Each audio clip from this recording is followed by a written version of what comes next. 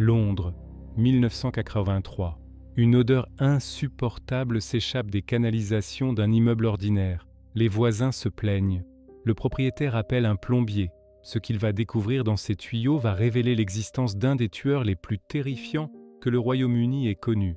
Comment un homme aussi ordinaire a-t-il pu cacher l'impensable aussi longtemps, rester jusqu'à la fin? Car ce que la police a découvert dépasse l'entendement. Voici l'histoire de Dennis Nielsen. Il y a des histoires que l'on croit connaître, des histoires que les journaux ont racontées, que les documentaires ont effleurées, mais parfois la vérité est bien plus sombre que ce que l'on imagine. Ce soir, nous allons plonger dans l'une des affaires les plus troublantes de l'histoire criminelle britannique. Une affaire qui commence non pas par un coup de feu ou une fuite en pleine nuit, mais par une canalisation bouchée, Fraserburgh, une petite ville grise du nord de l'Écosse. Le vent souffle en permanence depuis la mer du Nord. Les rues sont étroites, les hivers longs. C'est là que naît Dennis Andrew Nielsen, le 23 novembre 1945. Son père, Olav Magnus Moksheim, est un soldat norvégien venu combattre aux côtés des Alliés. Un homme absent, tourné vers sa carrière militaire. Une figure fantôme dans la vie du petit Dennis. Ses parents divorcent en 1948. Dennis n'a que 3 ans. Sa mère, Betty, élève ses enfants avec courage, mais sans épanouissement particulier. L'enfant grandit entre sa mère et ses grands-parents maternels. C'est son grand-père qui devient tout pour lui. Une présence forte, aimante, virile, un ancrage dans le monde. Puis vient novembre 1951. Dennis a 6 ans. Son grand-père, pêcheur toute sa vie, s'effondre sur son bateau en mer du Nord. On ramène son corps à terre. On l'expose pendant la veillée funèbre. Dennis regarde ce visage immobile, ses mains inertes. Sa mère lui dit que grand-père s'est simplement endormi. L'enfant ne comprend pas la mort, mais il la ressent profondément. Quelque chose se dépose en lui ce soir-là, quelque chose de lourd, de silencieux, d'indéfinissable. Les psychiatres qui l'analyseront des décennies plus tard y verront une fracture fondatrice. Ce premier contact avec un corps sans vie, cette fascination morbide qui s'éveille à l'âge le plus vulnérable. Dennis grandit, studieux mais solitaire. Il lit beaucoup, observe les autres plutôt qu'il ne participe. À 16 ans, il s'engage dans l'armée britannique. Il est sérieux, appliqué.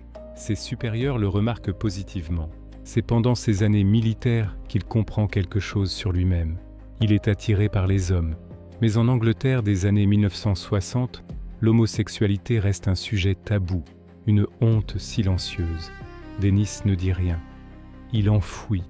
Et dans cet enfouissement naissent des pensées plus sombres, des fantasmes étranges, dérangeants. Il imagine des hommes endormis, inconscients, soumis, des corps qu'il pourrait contempler sans jamais qu'ils partent, sans jamais qu'il le quitte, l'abandon de son père, la mort de son grand-père. Tout se mêle dans une psyché fragile et distordue. Il ne fait rien encore. Il attend, il serre. En 1972, après 11 ans d'armée, Dennis Nielsen quitte les forces militaires. Il a 27 ans. Il s'installe à Londres. Il travaille comme policier pendant une brève période, puis intègre la fonction publique comme agent pour l'emploi dans un bureau de Soho. Un travail ordinaire. Un homme apparemment ordinaire. Il aide les gens à trouver du travail. Il est décrit par ses collègues comme compétent, parfois distant, mais agréable. Personne ne voit rien. En 1975, il emménage avec un certain David Galichan, un homme qu'il a rencontré dans un pub.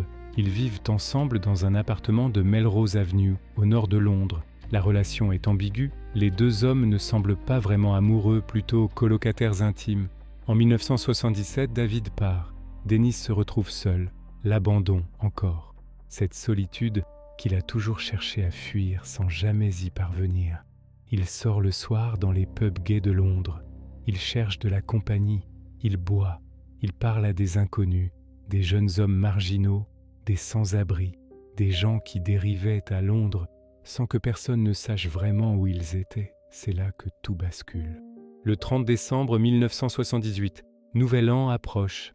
Dennis Nielsen ramène chez lui un jeune Irlandais rencontré dans un bar. Ils boivent ensemble toute la nuit. L'inconnu s'endort et quelque chose se réveille en Dennis. Cette pensée ancienne. ce fantasme vieux de 10 ans. Il saisit une cravate. Il étrangle le jeune homme pendant son sommeil, puis il noie ce qu'il reste de vie en maintenant la tête sous l'eau. Le jeune homme meurt. Dennis restera plusieurs heures avec le corps. Il le lave, il l'habille, il lui parle, il s'allonge à ses côtés. Puis, après plusieurs jours, quand la réalité de la décomposition s'impose, il enterre le corps dans son jardin. Plus tard, il le déterrera, le brûlera. Il n'y a pas d'enquête, personne ne cherche cet homme. Dennis attend, plusieurs mois passent, il vit normalement, travaille, mange, dort et recommence à sortir. En 1979, une deuxième victime, puis une troisième.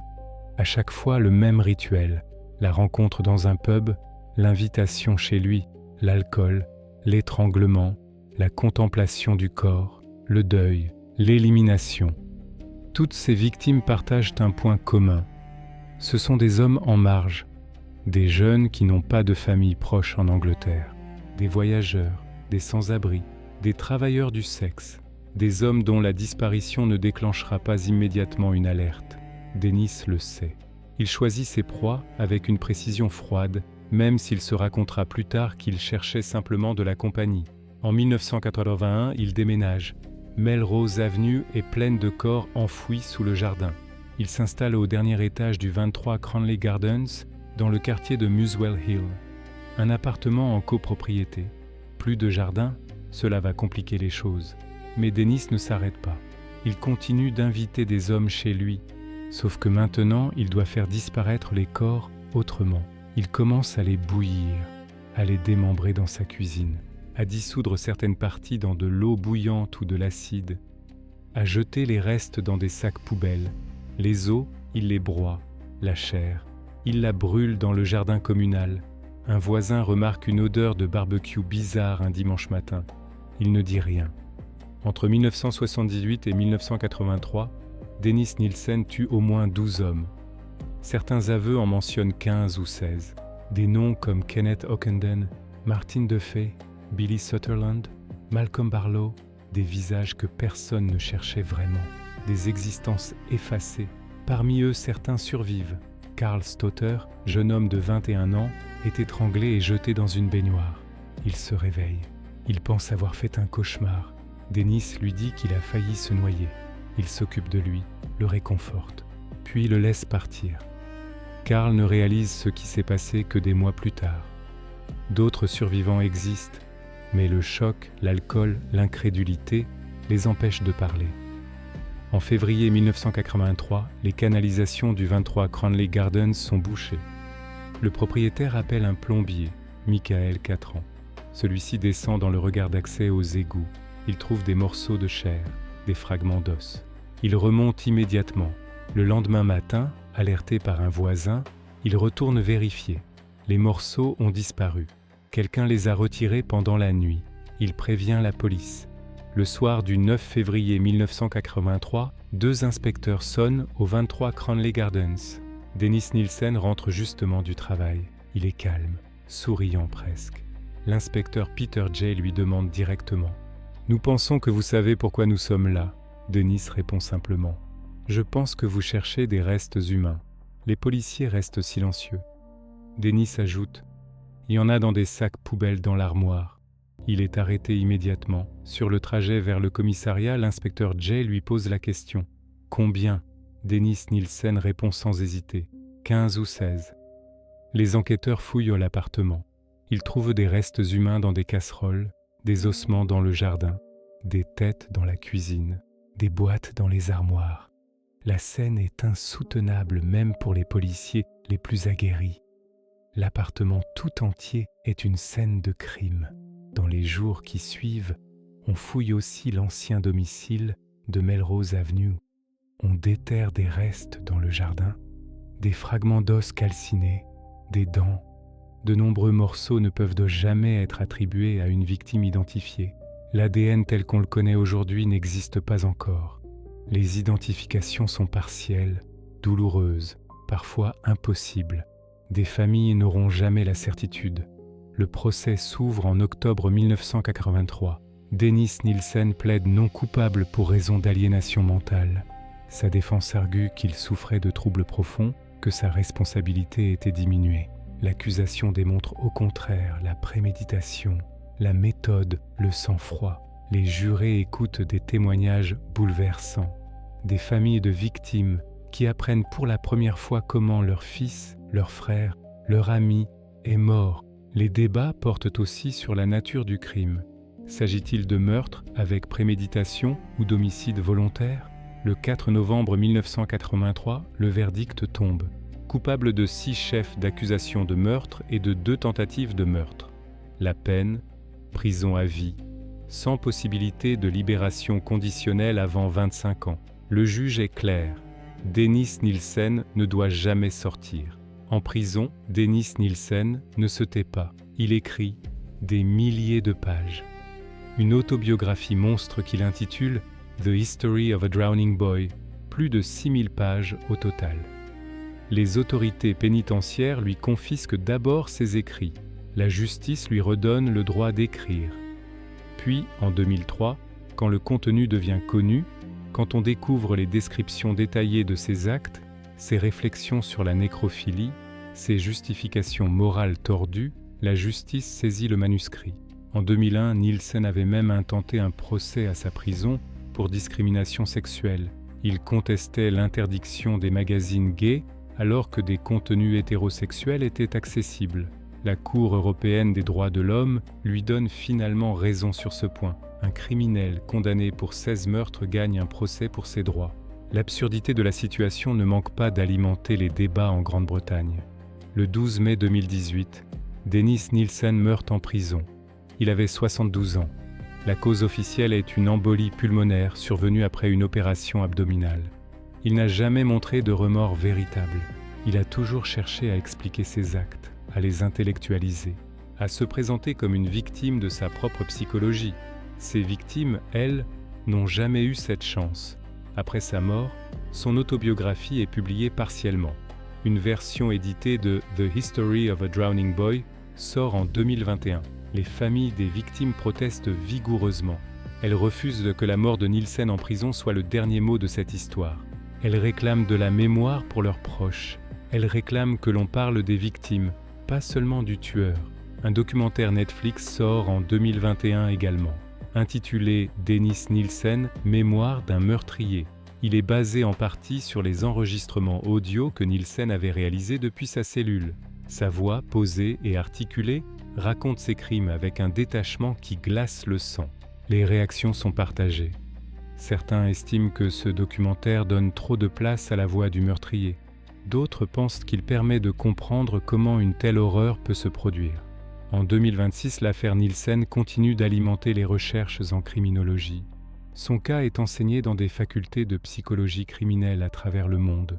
Plusieurs questions restent ouvertes. Combien de victimes réelles ? Nielsen lui-même évoque jusqu'à 16 noms dans ses aveux. La justice n'a pu en confirmer que 12 avec certitude.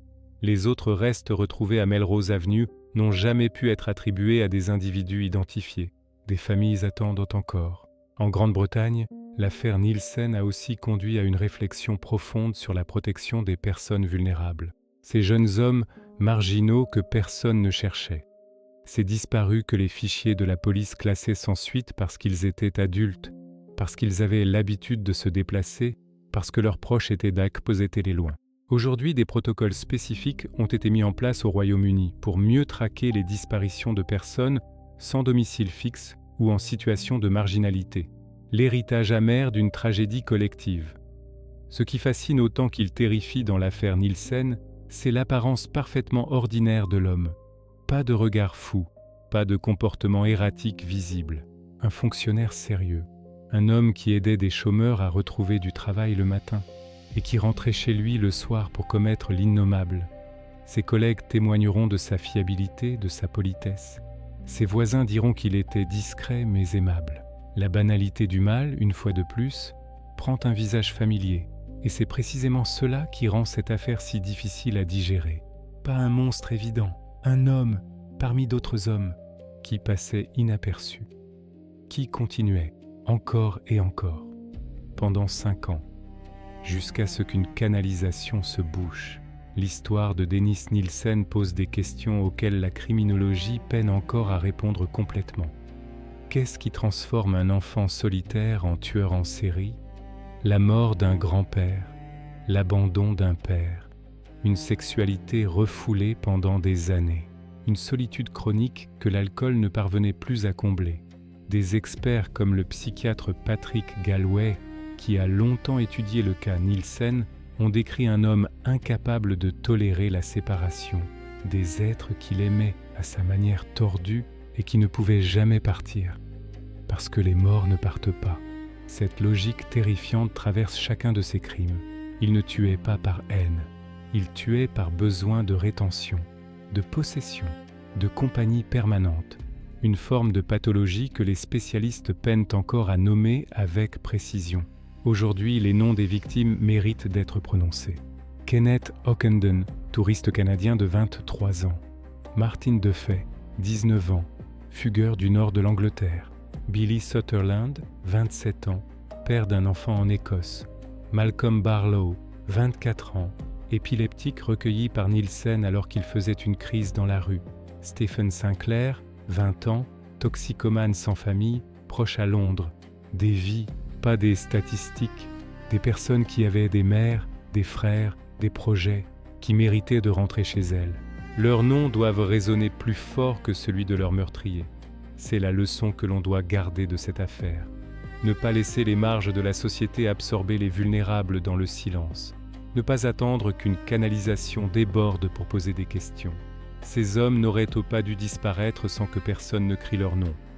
L'affaire Nielsen est une tragédie criminelle, mais c'est aussi le miroir d'une société qui regarde ailleurs quand certains de ses membres décrochent. Si cette histoire vous a touché, si vous pensez que ces histoires méritent d'être racontées, alors vous savez ce qu'il vous reste à faire. Abonnez-vous à cette chaîne. Activez la cloche de notification. Chaque abonnement, chaque cloche activée, c'est un signal envoyé à l'algorithme. Un signal qui dit que ce genre de contenu mérite d'exister, que les histoires vraies, racontées avec respect et précision, ont leur place. Vous avez ce pouvoir. Utilisez-le maintenant. Merci beaucoup et à bientôt pour une nouvelle vidéo.